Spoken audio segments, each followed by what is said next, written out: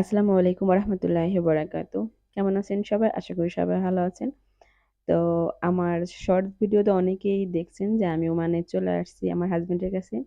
এখানে আসার পর যেহেতু আমাদের একদমই নতুন সংসার, কিছুই নাই। তো সবার আগে আমরা চলে গেছি সুপার মার্কেটে।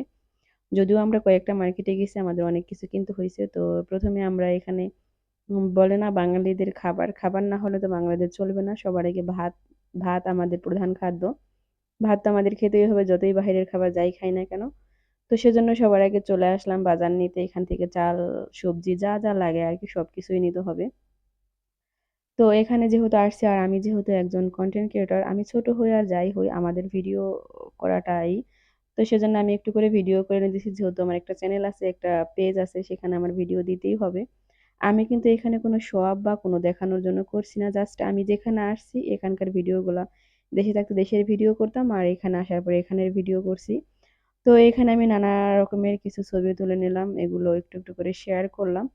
তো এটা আপনারা অনেকেই বলতে পারেন যে কি শুরু করছে যাওয়ার পরে। তো এটা বলবেন না। কারণ আমি কি করব? আমার এখানে তো ভিডিও করার মতো কিছু নাই।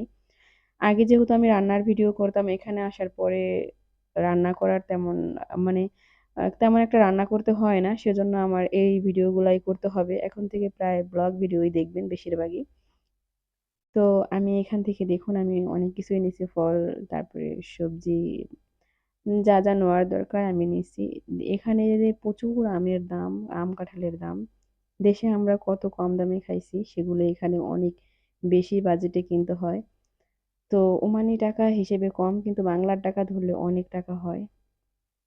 তো তারপর বাজার করা শেষে আমাদের যেতে হবে অন্য একটা শপে। সেখান থেকে আমাদের কিছু মানে হাঁড়ি-পাতিলও নিতে হবে যেহেতু নতুন সংসার বলতে পারেন সবই কেনাকাটা।